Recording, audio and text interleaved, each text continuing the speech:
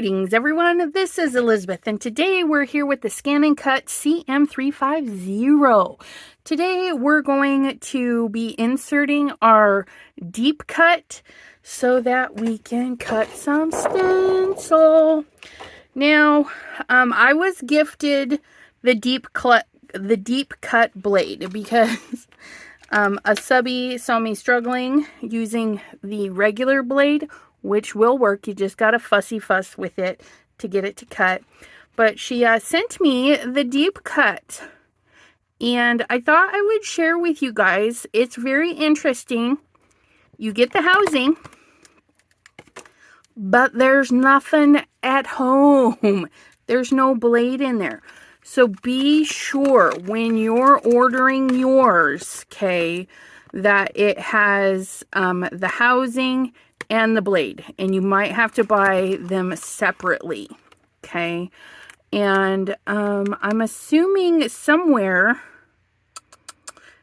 either they work for all of them, or maybe the website will tell you which one they work with. Like I said, I didn't order it, so be sure you know your model number when you go searching for it, okay? But it's possible these are kind of universal. So I wanted to let you know, you get your little package, and it was in a little baggie taped inside the box. They did do a good job to make sure that you stay safe. So you're going to grab your housing, you're going to unwind, and I would unwind it in the up position, like so that, okay, yeah, I was going to say so that the spring doesn't fall off, but look at that. Isn't that nice? And then they have a cover, so you can just grab that, plop that in there. See, isn't that lovely? Leave that on. Tighten this back in, okay?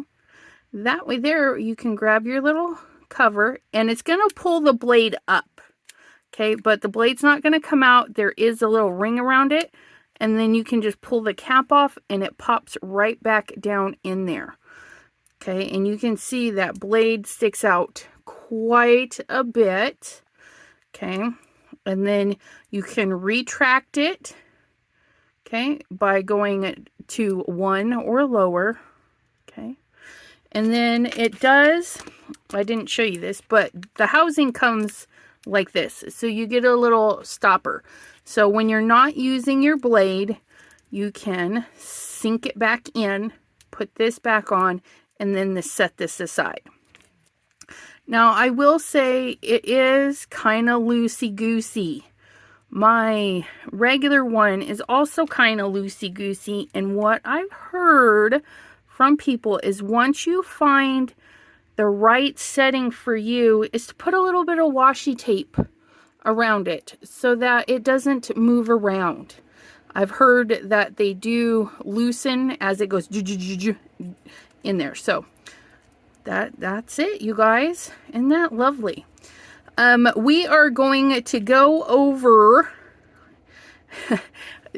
hopefully it's not too crazy. We're going to go over to the machine and we're going to plop this in there and do a test cut to make sure that we can cut through our material. Now, what I did do is I had leftover material. Make sure you're using the same material, but I've got this little leftover strip that I'm going to do my test cuts in. So let's hop on over there and take care of that.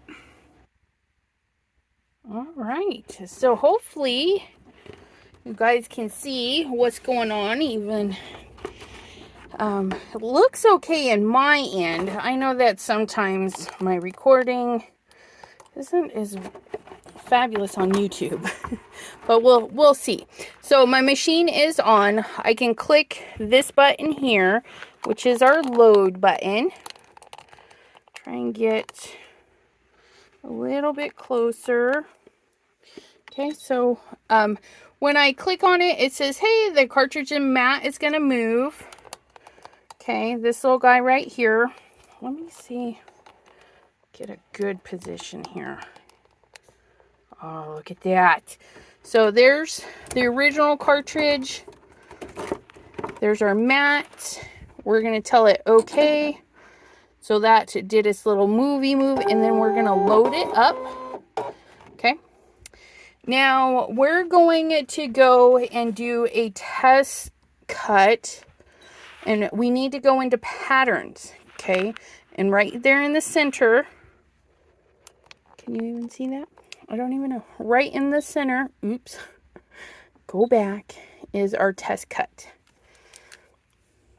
My screen is big enough that I can actually use my fingers. And so you can use whatever one you want. And I'm going to use a triangle because it's got more points, right? And we're just going to make it a decent sized triangle. A 1/2 inch. Okay, we're going to set that. And right here, I can't tell if you can see, but there's a tiny little triangle right there. Now it is in the first square on the grid, which matches our mat.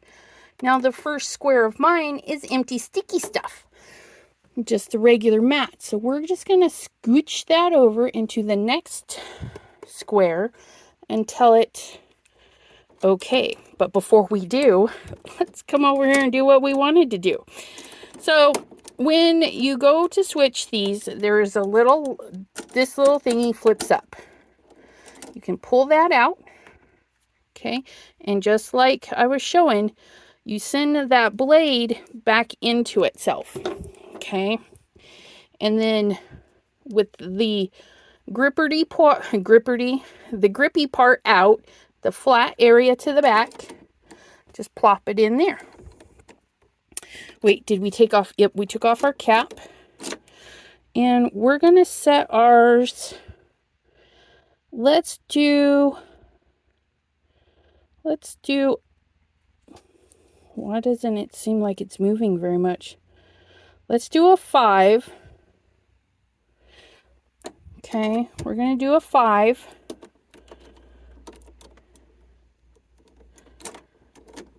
Get that in there. Okay.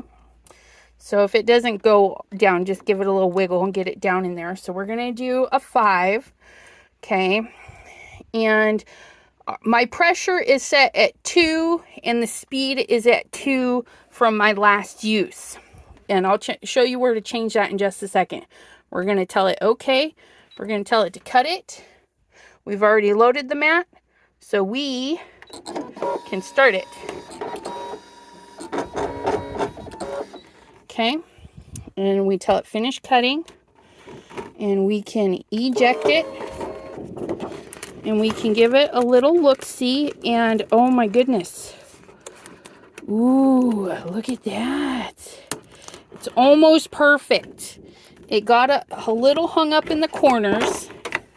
Okay, so I'm going to change my pressure. I'm not going to change the blade depth. I think the blade might be perfect.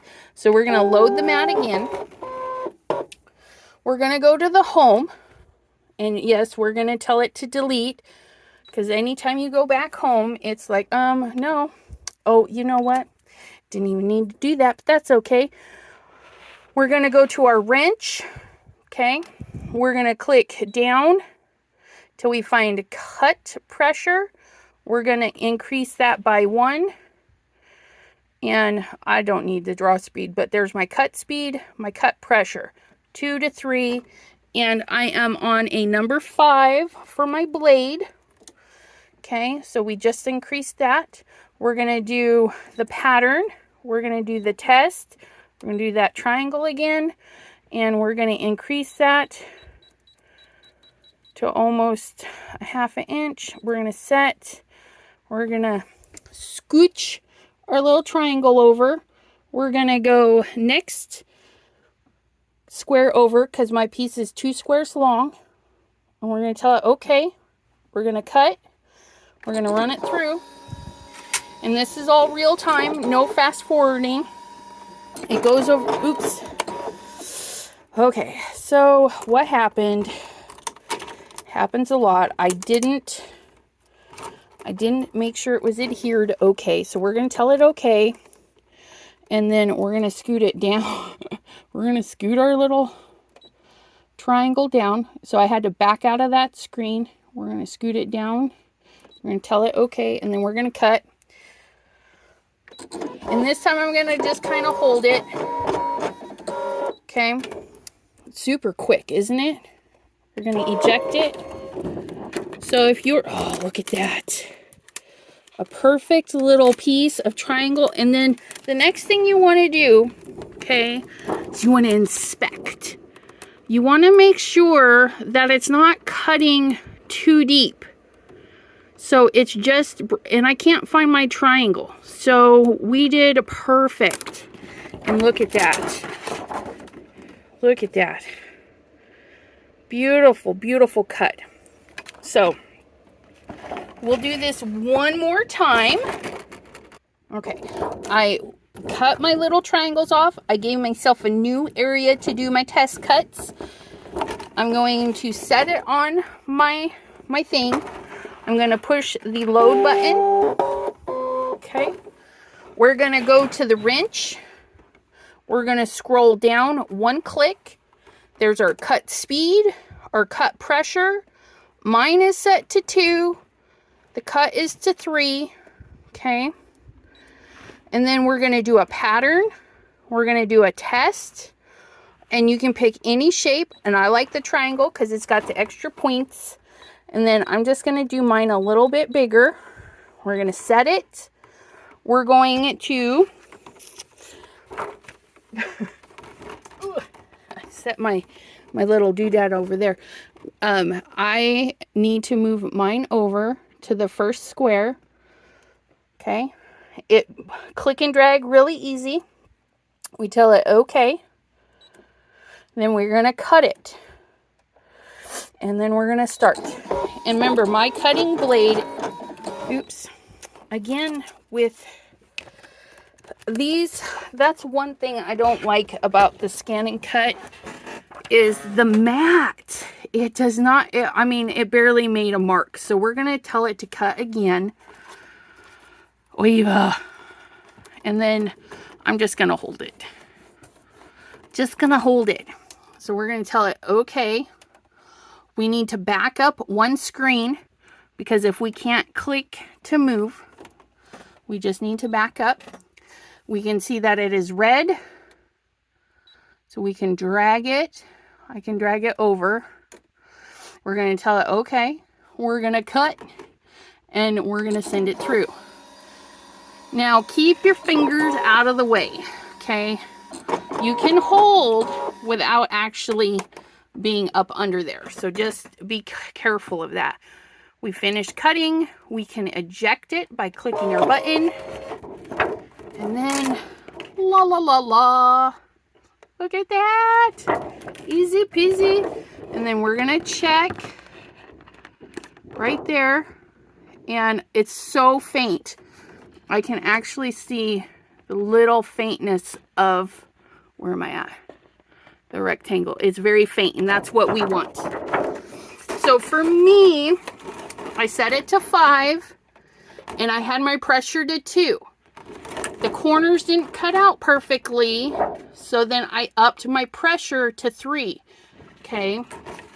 If you know that your machine cuts deep, start on a 3. Start with this, okay, on a 3. And slowly work your way up. Come on. It says, no, I don't want to focus, okay? But I have mine at 5. So for me and my system and the type of, what is this? You guys, this stuff. It's not acetate. It is, I'll have it in the description for you. And I got mine on Amazon. I'll even put what mill this is. If yours is thinner, shorter blade. If yours is thicker, start here and then slowly move up. Okay.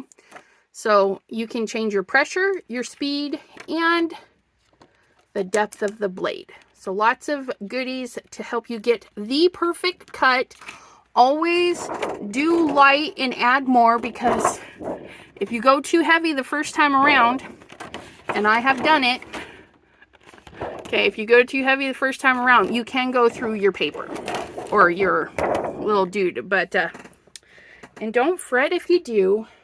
It'll still work. I mean, look at my poor little mat. That was a deep cut. So I hope you found that useful. And we will see you next time. Have a great day, everyone. Bye-bye.